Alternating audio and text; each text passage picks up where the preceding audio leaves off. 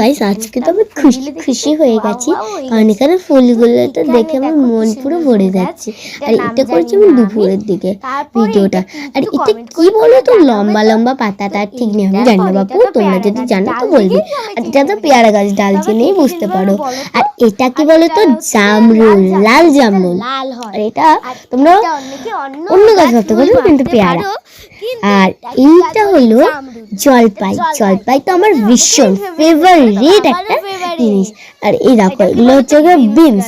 এগুলো আরো বড় হবে, এখনো ছোট আছে। ওই বিনস দেখতে দেখতে আমার একটা জিনিস চোখে পড়লো। গাছটা আমি জানি না, তোমরা যদি জেনে থাকো তো কমেন্ট করো।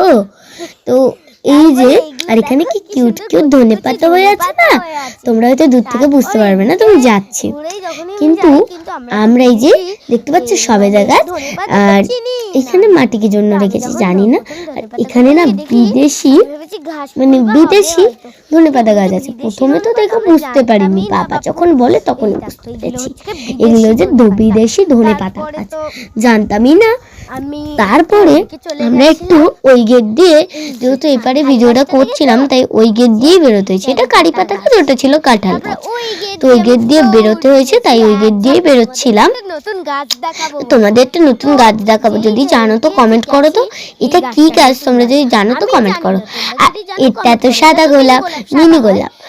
এটা সাদা হয় অনেক, আবার অনেক রঙও হয়। এটা ঘাস ফুল, এটা সেই গাছ, এটা নয়নতারা। এটা তো অন্য অন্য জায়গায় হয়ে যায় মাঝে মাঝে। আর বলে না, একটু যত্ন একটু স্নেহ পেলে অন্যভাবেই হয়ে যায়, সেটাই আজ প্রমাণ। এই যে দেখো, কোনো যত্ন ছাড়াই বেড়ে উঠেছে কি সুন্দর। এটা না আগে একটু খোলামেলা ছিল, কিন্তু এখন কুকড়ে গেছে কি জন্য জানি না। তো বাই, তোমরা একটু কমেন্টে করো।